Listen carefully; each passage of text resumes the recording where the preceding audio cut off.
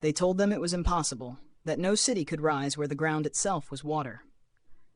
In the 5th century, as the Roman world cracked and burned, families fled into a gray, shifting lagoon off the Adriatic coast. Wind howled, salt stung the air. Beneath their boats lay nothing solid, only mud, reeds, and endless tide. And yet, this was where they stopped. This was where they decided to build. At first, it was desperation, not ambition. Wooden poles were driven deep into the soft seabed, one after another, hundreds of thousands of them. Oak, alder, larch. Each log sank past slime and silt until it found resistance. The water swallowed them, and something strange happened. Cut off from oxygen, the wood didn't rot. It hardened, slowly, quietly, turning the lagoon floor into stone-like support. Above those unseen forests of timber, platforms were laid. Homes followed, then bridges, then churches whose bells rang over water instead of land.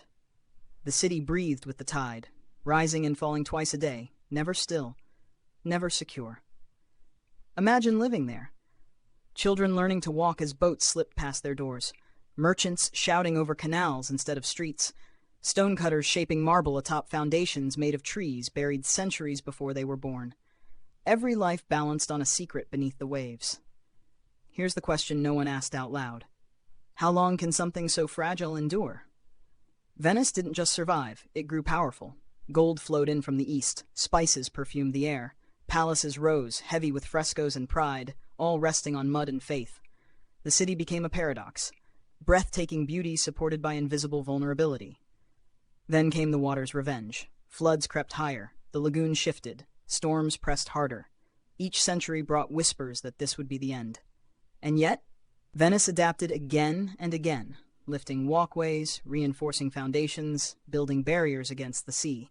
The city learned what its founders already knew. Survival here was never about permanence. It was about resilience. Today, when the tide floods St. Mark's Square and reflections ripple across ancient stone, you're not seeing decay. You're seeing a conversation that's lasted 1,500 years between human will and an unforgiving world. Venice was never meant to be eternal. It was meant to be defiant.